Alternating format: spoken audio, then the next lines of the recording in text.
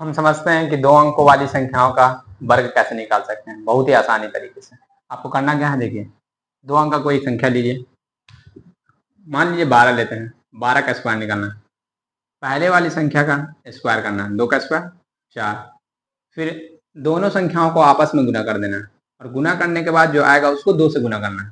1 दूनी 2, फिर जो आया उसको कितना से गुना करना है, 2 से, 2 दूनी 4, फिर लास्ट वाली संख्या का स्क्वायर कर लीजिए 1। उसी से एक और देखते हैं, 13 का स्क्वायर।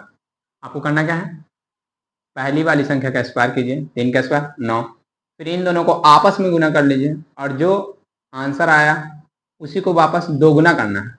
1 किया 3, 3 दूनी 6, फिर 1 का स्क्वायर कर दीजिए, 1 का स्क्वायर 1, 169। और संख्या समझ लेते हैं, आप 26 का समझ लीजिए, 26 का स्क्वायर। पहले वाली संख्या का स्क्वायर करना है, 6 का स्क्वायर 36, 36 के 6, हाथ में रहा कितना 3, फिर इन दोनों को आपस में गुना करना है, 2 छके 12, जितना आया उसको 2 गुना करना है, 12 दूनी 24, 24 और 3 27, 27 के 7, हाथ में रहा 2, फिर लास्ट वाली संख्या का स्क्वायर करना है, 2 का स्क्वायर 4, 4 और 2 6, 676।